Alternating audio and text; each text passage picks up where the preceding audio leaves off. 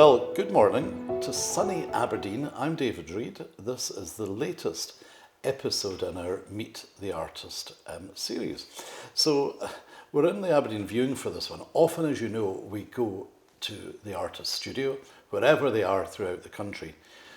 This was such a fight to get the one and only Christine McArthur to agree to a video. So I tried to bludgeon my way into her lovely home on the outskirts of Glasgow, and many times, and I think it wasn't she dithered, she said no. I just frankly think I'd have been 85 by the time she agreed, which would have actually made her a couple of years older than me. So anyway, by hook or by crook, welcome Christine McArthur. Thank you, David. It's lovely to be here. How genuine was that?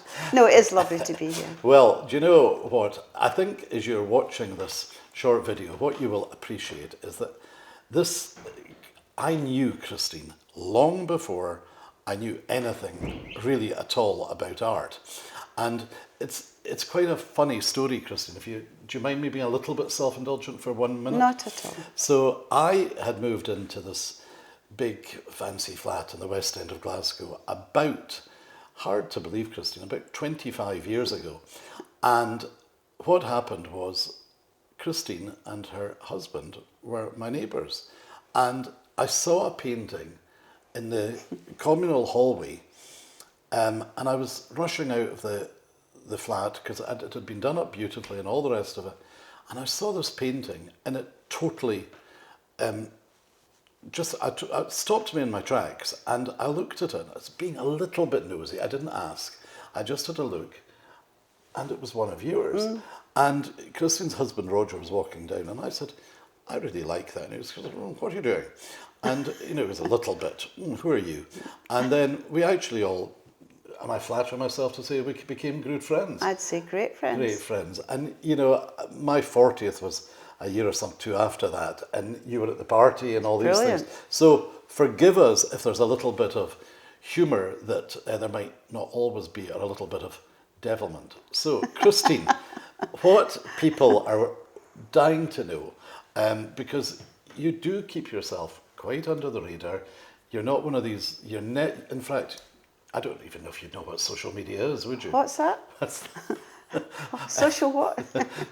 So Christine's not one of these artists that's always on it. So that's why various people genuinely have come into the gallery and said, tell us a bit about Christine McArthur. Nobody knows how it all started. So please, Christine, tell us about life before you went to Glasgow School of Art.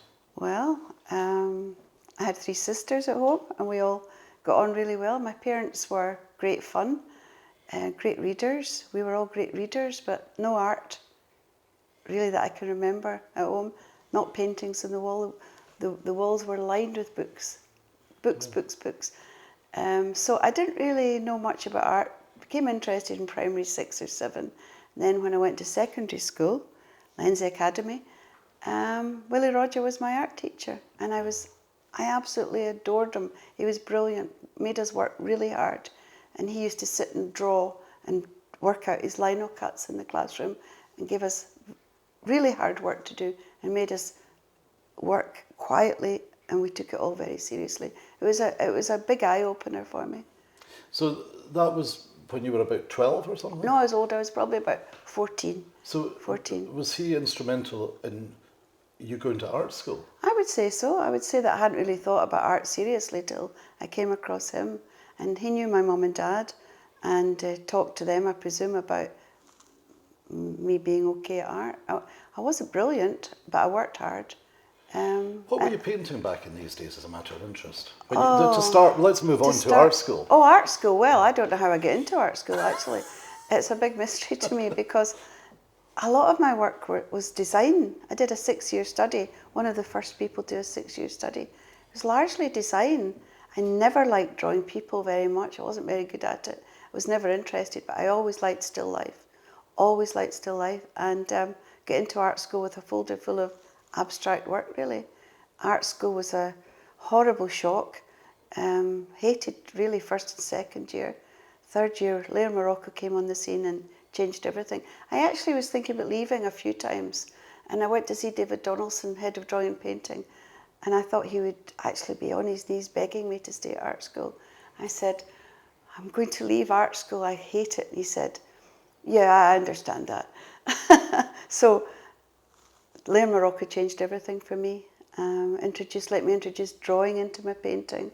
And I started to get more confidence because, to be honest, a lot of it's about confidence, gaining confidence. And when you get confidence and people tell your paintings are good, you get more confidence. And then art school became brilliant after that.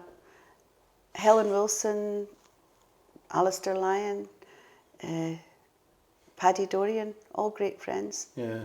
So eventually, after year 1 and year 2 maybe not being the happiest, it eventually became enjoyable. It was enjoyable. I still didn't attend very much. If Paddy was here, he'd tell you I was never there, but I spent a lot of time in the Cosmo Cinema and Henderson's Tea Room. Cleopatra's? I never went there. Well, art students used to buy Hirondelle wine in those days and bring it back to the studio, but I didn't drink till I was 21, but then I got... Self-deprecating, I think, is a word associated also with Christine McArthur. So tell us then, want to move on, this is what people like, because we are going to talk about the incredible, I think we've got 11 or 12 paintings which arrived from you. It's so exciting, Christine, because we've never had this level in the 6 years that we open. Tell the viewer and me about life after art school, because that often, when I talk to other artists, seems to be the struggling time for them. Yes, I think it is. I think it's actually quite scary when you leave art school. I was really lucky in my 4th and 5th year because in 5th, I had a post-diploma year, it was called then, it'd be called postgraduate now, and I was allowed to do what I wanted. So I've always worked in embroidery, mixed media, collage, drawing. I've always worked across a variety of things rather than just drawing and painting. I think that was quite unusual, particularly the embroideries.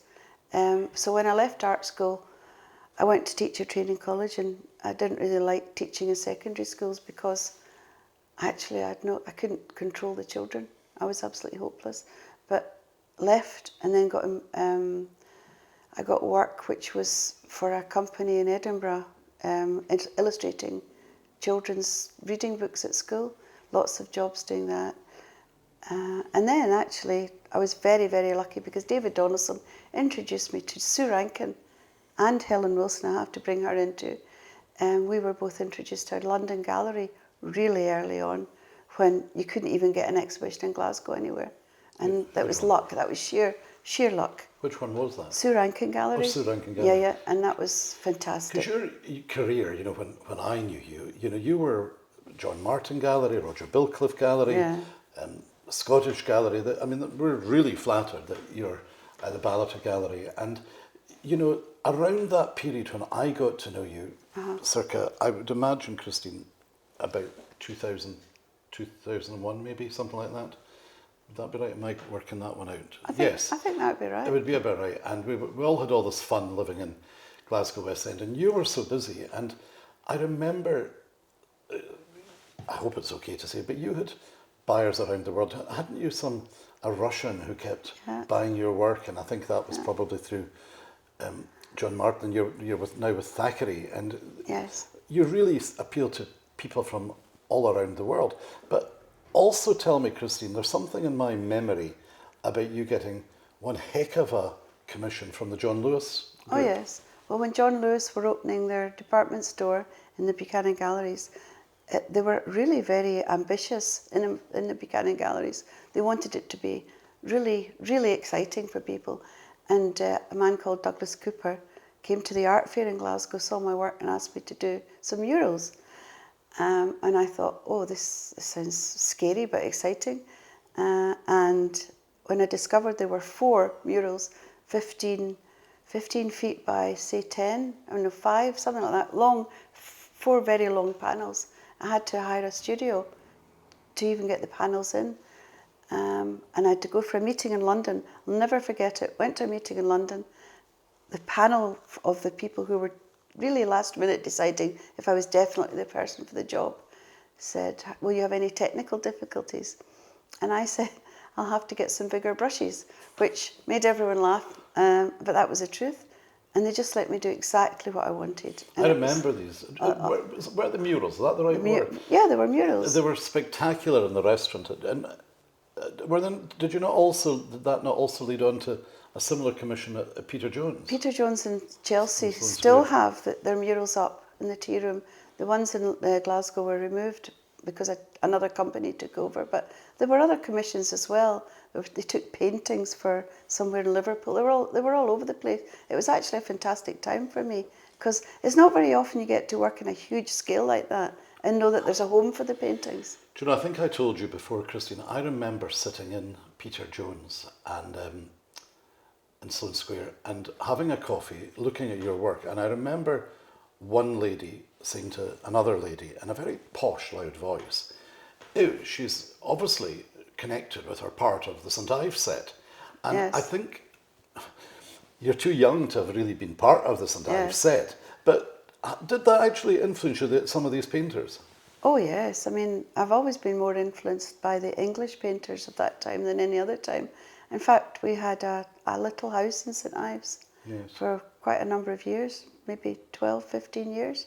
And there was a house in a little flat below in Teetotal Street. I think that'll make you laugh. Anyway, it was a fantastic time. I mean, you can still go there and see the influence of Ben Nicholson, because it's just full of art. It's just full of art. Barbara Hepworth, all this. All of them, yeah. It's funny because we have quite a number of clients for either Maine or their holiday houses in Ely. And one lady, I remember her so well saying to me, I was helping with quite a lot of paintings, and she said, "We don't do abstract." And I took one of your paintings down, and it was of cacti, and popped it up above a Belfast sink. And her and her daughter came in, and she just went, "Wow, oh, we're definitely taking that one." And I said, it's interesting, she knew a little bit about you, she'd heard your name, but would you call your work abstract? I would call it, I'm always surprised when people say that. I would call it semi-abstract. To me, it's not abstract, but what happens when you're, well, for me anyway, when I'm drawing or painting, the more relaxed I feel, the looser I feel, the less I want to put into it. And I guess those pictures go more towards abstraction. When they work for me, they're the ones I love best. But I wouldn't necessarily call them abstract. Well, I want to talk about the paintings now, Christine. And it's funny because, and I think you'll take this as a compliment, but quite a number of my artists have actually bought your paintings. And I don't think you'll mind me telling you, Ian Faulkner and others who paint totally different styles from you, but they've bought your paintings for their own homes. I think that's very generous. And they love, actually. you know, the layering and the, you know, I don't think you particularly like the word of collage, but the effect and everything. So why don't we talk about this painting, which I absolutely love. What's this one called? It's called A Table in Summer. And the idea of the tabletop being flattened out is, I don't know if anyone did it before Anne Redpath, but Anne Redpath was the first one I ever saw doing that. You flatten out the tabletop so you've got a big shape which you're actually looking down on, but you put your objects so that they're sitting up. So it's a sort of cubist idea almost, where looking down and then painting the objects along it. But it gives you really basically a lovely big shape to put your objects on. It's fantastic colours. You know, you use the very, you know, you're a prolific shopper. You like the best of everything. And you tend to use a Don't very, tell Roger. well, you also, your paint, the actual, so what is in the mixed media? Well, what's in the mixed media is a very, very expensive paper from France, made in a mill. So the paper itself is so extortionate that to take the paper and tear it up is sheer madness, but that's what I do. And it's got a lovely cloth-like surface, and the colours just sort of sink into it. And if you read about Matisse doing his collages when he was ill in bed the last years of his life, I mean, honestly, he's such a big influence in my thinking, because there he was near to death's door and starts to do these fantastic collages. Anyway, he used to tear up, paint the paper, tear them up. So instead of having paint on a palette, you've got all the different colours of textures and colours of paper instead of paint. So start with that, and then you have to make sure it's bonded to the surface. Not too many secrets here. No, I'm not. No, I haven't told you. what paper it is. And you like Faro and ball colours, you always have. Oh yes, I haven't do, you? I do. So then I want to jump. You don't need to move your head, Christine, because Tom will drop this on. I want to jump now to the embroidery. Oh piece. yes. So tell us about, because I think that's something that you've kept fairly quiet again, because I've never had any of your embroidery embroidery pieces. Yes. So we'll talk about the one that's hanging here, Tom, if you're dropping that in. What can you tell us about that one, Well, Christine? that one's called Goldfish, and I started doing embroidery really because of my grandfather, who had been gassed in the First World War. He was a lovely, quiet, gentle man, and when we went into his house, he'd sit on a sofa, and the whole of the back of the sofa would be covered in embroidery threads, because he would sit and sew. And when he was gassed, he was taken with about 6 other young lads. He lived in Durham, and he was taken to this lady, somebody's house. I'd love to know who she was, and she taught him how to sew. So he sat and sewed every single day of his life. So there's a little bit of artistic. A little bit. I forgot. Yes, I would say so. Well, listen, this is typically Christine, what happens. We got a consignment of paintings, and she arrived today with another new embroidery. Tell us a little bit about this one, Christine. Well, this is really about just a pattern, making a pattern on here, and about colour and a design. It's actually quite designy. So what I would do is just find a way to make a pattern of the matchboxes. Find well, that's an ink cartridge thing. But it's really just a pattern with the threads. It's fun. It's fun doing that. Again, showing your fantastic ability mixing the colours, and it's just very, very happy. Well, it is happy. Move on to go back to the paintings, Okay. Christine. I'd like to talk about A Table in Winter. And Tom's going to drop in on that one just now while we're chatting. What can you tell us about that one and the colours, perhaps? Well, I decided to do 4 seasons of tables. A table in, obviously, spring, summer, autumn, winter. So the winter one I found that really quite hard to do, because I wanted the colours to be very neutral. But sometimes when you're working with neutral colours, it could become very cold. So it was, again, it's actually quite like this embroidery. You're just working with patterns, colours, shapes, and trying to make a beautiful design of the objects. And it's a tabletop, again, the Anne Redpath thing with the tabletop, which is now a huge feature of lots of still life painting. I was racking my brains, Christine, about quotes I've heard, because your paintings, people debate them, people who, who come in wanting a painting to go above a sofa, and they're trying to understand, and they say, tell us a bit about this, tell us a bit. And I remember a lady coming in who's medically, a doctor of some sort, and she said to me, we bought a Christine McArthur from you, David, and it gives us an incredible feeling of well-being. Oh, that's lovely. And I thought that was a really nice thing to say. Oh, that's lovely. Having, for the last 25 years, quite a number of your paintings in my own home, long before I got involved in art as a business or charitably, and they do give you this feeling of calm. Oh, well, that makes me happy, because when you're painting and drawing, you can have a lot of problems that you're trying to work out within the painting. I know that might surprise you. I know it wouldn't surprise you, but it might surprise some people, because they seem quite simple, but there's an awful lot of work in behind it. I spend a lot of time painting things out that I've painted in, because it's too complicated. Oh, I know, and you rip things up in a temper, don't you? Rip. No need to mention the temper, David. Do you have Gloria Gaynor playing in the background? Also, I just wanted to say, this painting up here, I'm no Alan Titmarsh, but I think it's called the Helleborus. Yes. Is that the right pronunciation? Yes. And then we have another one Tom will drop in that, I can never say this word, anemones. Yes, anemones, yes. I love that wee picture. And so actually, Christine, this painting, we haven't even gone on the website, but I met somebody in here just as we were hanging yesterday who snapped that one up. So the Helleborus has been sold by somebody I know, and that's going to be hanging in their very nice London house. That's lovely. Nice to know, isn't it? Do you not think it's interesting to compare that one with the anemones, which is much simpler? Sometimes I love to just sit down and put all the detail in, which I did with that one, and the anemones is much more loose and free and easy, but they both really mean something to me. Would you say there was a a favourite in your fantastic consignment I love here? the anemones. I know. I love these. I just love this. Well, I think the big ones are always, when they work for me, I'm so proud of those big pictures, actually.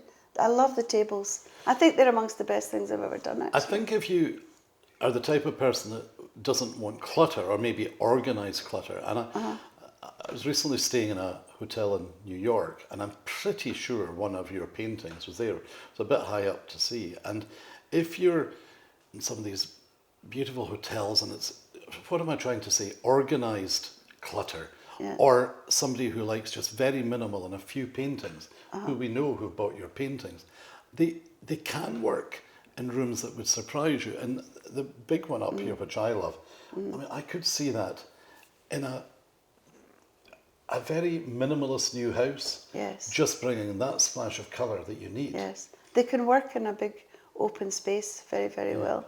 But I sometimes think, well, as you know, with paintings, it's not until you see them on a wall. Yes. It's like a Jean Muir dress. Yeah. You see a Jean Muir dress hanging and you think, what's that all about? But you put it on and it's Joanna Lumley was talking about Jean Muir recently, saying, you know, how absolutely fantastic her tailoring was. And it's not till I think you see a painting in the right place that it all suddenly makes sense. Well, on that note, Christine, I have often compared you, particularly if you've had a slightly cold or something, to Joanna Lumley's younger sister. And I have also on occasion known that you are always beautifully dressed, often in Jean Muir. So the whole story about the connection with Christine, the whole story about her art, I hope the viewer has enjoyed this, not only finding out the secrets or perceived secrets behind the elusive Christine McArthur, but you've also enjoyed a little bit of banter. So from Christine McArthur and David Reid, this will all be going wild on the internet, which Christine will never see. I'll never see. You'll be sitting reading your poetry in the outskirts of Glasgow, whilst the internet is going mad about this fantastic new collection of paintings. And Christine McArthur, thank you very much. Thank you.